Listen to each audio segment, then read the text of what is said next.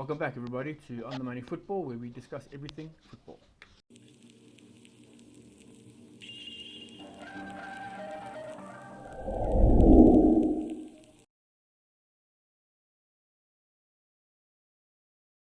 Right, moving into our Friday night football, where we had Newcastle versus Manchester City.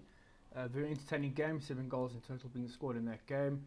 Very backward and forward kind of game, although goals being scored very quickly in response to other goals being scored. For example, Manchester City having scored 2 goals after having gone down 1-0 to a corner by Graft. By a goal from Graft from a header from a corner. João Cancelo scored from the edge of the box where he got a deflection, went into the net, and then Ferran Torres scoring an amazing header from a free kick where he just basically glided it into the back of the net.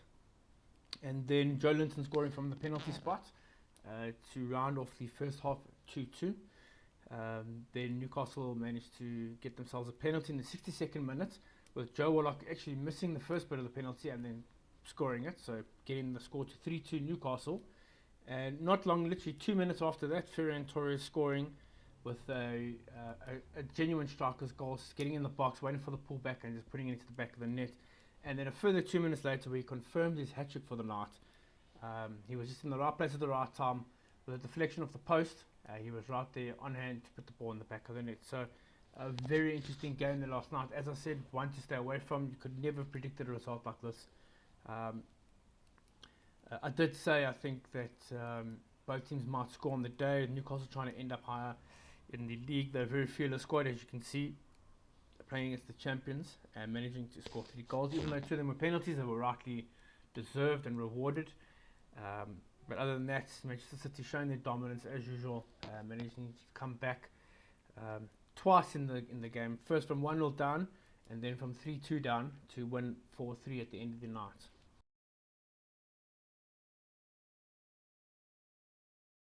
Right, now moving over to our first game of the day, which is Burnley versus Leeds. Also a very interesting game here. There's a lot of history involved in this game. But having looked at the stats of the game, for Burnley, Sean Dyche will be disappointed with their last 8 Premier League home games without a win, having that being 5 draws and 3 losses. With both of the teams scoring in 6 of those. And in their last 2 games, they were the team that scored first, yet they lost or drew. So confidence won't be too hard there with this home game, although they have a good record against Leeds at home. Only Everton and Newcastle have picked up fewer points. Only Everton and Newcastle have picked up fewer Premier League home clean sheets, being 3, compared to last season where Burnley was second behind City with 8. So a massive fall from grace there in terms of not conceding at the back, but that just being home games. Away from home is a whole different story. Moving on to Leeds, they have proven to be a tough side of late, losing only 1 of their last 8 Premier League games, winning 4 and drawing 3, with the most recent win coming against Tottenham 3-1 away, or 3-1 at home. Confidence should be high given their standout record versus sides starting the game week in 13th or lower. They've won 10 of those and drawn 3. Only 1 win in the past 6 head-to-heads with Burnley. So they've drawn 2 and lost 3, only won the 1. So it's a very interesting stat there. So it's not like it's going to be a very straightforward game compared to the stats. Burnley have a very good home record against Leeds. A very interesting stat here. Leeds have the joint record with Monaco this season so far to have never drawn away from home this season.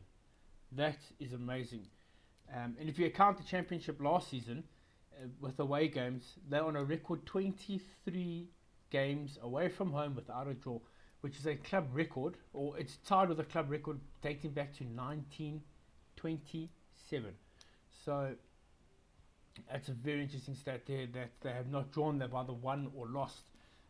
In this game, for me, I'm probably going to go for Leeds with the win away from home. Burnley struggling a lot lately. As I've been saying, Leeds have got massive confidence going into this game. Stats are one thing, but on the day, performances can change, results can change, and past histories can also be annulled. So For me, I'm going with a 2-1 to Leeds. I'm pretty sure Burnley will definitely score at home. They're a good team in terms of scoring, but at the back, like I've said in the last two games, they scored first, only to let the results slip out of their hands. So I'm thinking the same thing's going to happen here. Burnley maybe possibly score the first goal, but I'm pretty sure Leeds will take it away from them. I actually think Leeds will score first, then Burnley will equalise, and I think Leeds will take it away from them. Leeds are just really, really strong in front. There's the striker Patrick Bamford. Just want to check his goals now on the top scorers list. He's been doing extremely well. Patrick Bamford sitting on 15 with 7 assists. But the leaders, Harry Kane and Mo Salah, sitting on 21. So he's only 6 goals behind there. He's had a very good season. I think about last season in the Championship, he had a serious injury where he eventually came back.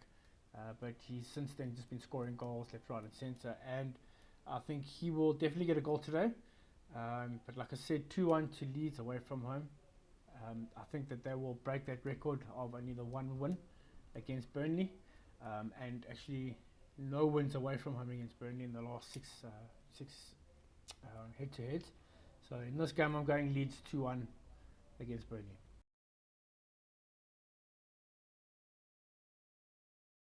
Alright guys, so moving on to our second game for the day, Southampton versus Fulham. For me, this is a very straightforward one. Southampton should get the win here. Most likely 2-0, or maybe even 3, you never know.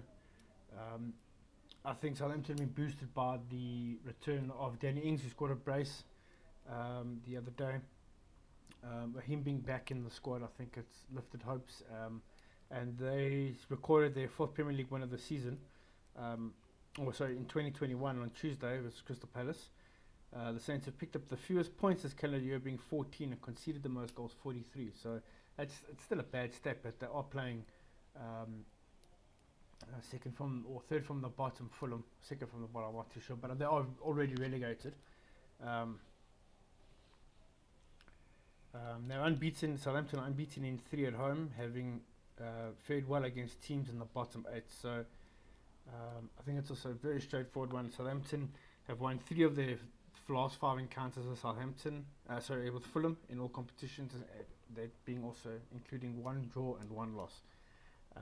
So yeah, there's not much to report on this game. I think Southampton will definitely go for the 3 points, try to end up high up in the table, and I don't think Fulham will be able to fight back. I'm not too sure if they will be able to register a goal on those goal sheets. So I'm going with a score 2-0 here, with the Southampton 2-0 against Fulham.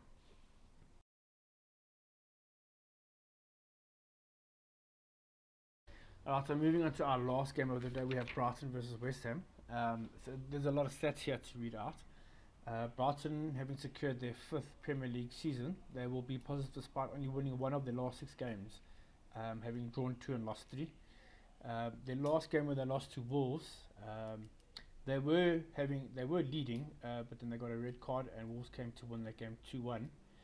They have now dropped a joint league high of 23 points from winning positions, so that's definitely something they need to look at. They're definitely a better side than what their stats say. I saw something here. Their 2-0 win over dangerous Leeds side was their 7th home clean sheet this season. Only Chelsea and Man City have better records, so they're a really good team. They know what they're doing. They're strong, they're courageous fighters. With Danny Welbeck at the front, they seem to be doing very well. They seem to be flying high at the moment at home of late, only losing 2 of their last 8 matches, and that's having won 3, drawn 3, and lost 2. So yeah, Brighton look like a very strong team at home. Moving on to West Ham, they've had a poor run of form, which has meant that they will now miss out on Champions League football, but their Europa qualification still remains a strong possibility. They have been an entertaining side this season, with 62.86% of their games having 2.5 goals, over 2.5 goals in those games. So that's an awesome stat that you would love to know that during the first weeks of the season when it starts, to know that a team like that has a lot of goals in their games.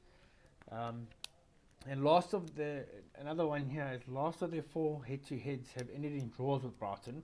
I think the 2 of those were 2-2 draws, a 3-3 draw, and a 1-all draw.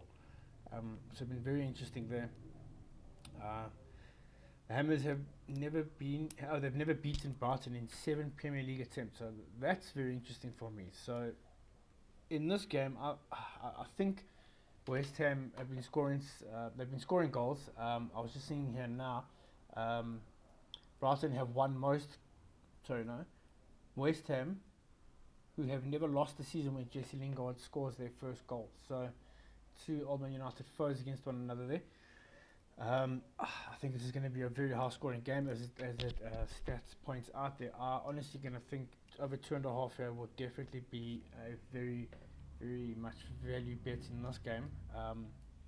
Just seeing the fact that they say West Ham, they score and they concede, and Brighton, a lot of their games have ended.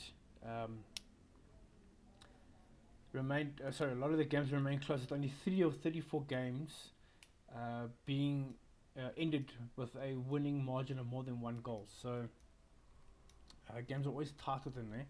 So I don't know. I'm going to go for very interesting one here, but I'm going to go for West Ham 2-1 away from home. I think they'll get the points. They need to try and secure that the Europa qualification. I don't think Brighton will be able to hold on to their clean sheet record. I think West Ham would just they'll probably overpower them a little bit. It will be a very close game. That going without saying. It goes without saying. But yeah, I'm gonna go West Ham 2-1.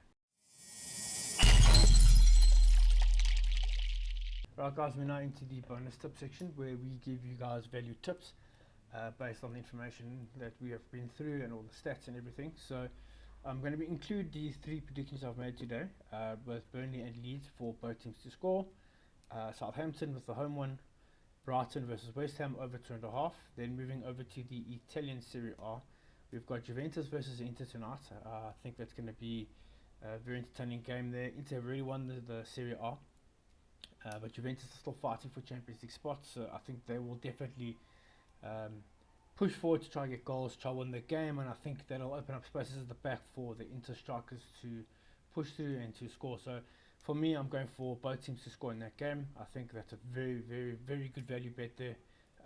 So you could couple with any of the others, or you could take them individually, completely up to you guys. Please do so responsibly though. And then the last one for the day is AS Roma versus Lazio. I think both teams there will definitely score as well. I think, Jose Mourinho having taken over recently for Roma, they won their last game 5-0 at home they lost their last game against Inter 3-1, but the game before that they won at home against Crotone 5-0. So I think that they will definitely get on the score sheet. Lazio, on the other hand,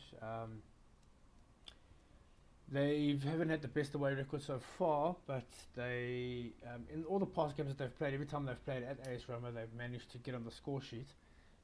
Both teams, they're sitting in 6th and 7th respectively, with Lazio in 6th and Roma in 7th. Both have scored insurmountable amounts of goals. They've also conceded, so I think that's a very, very good value bet there as well for AS Roma versus Lazio for both teams to score. What I will do is I will put up a text page up next so that you guys can see it in writing, and then you guys can do with them as you please. If you do decide to punt these, please do it so responsibly and be of the correct age.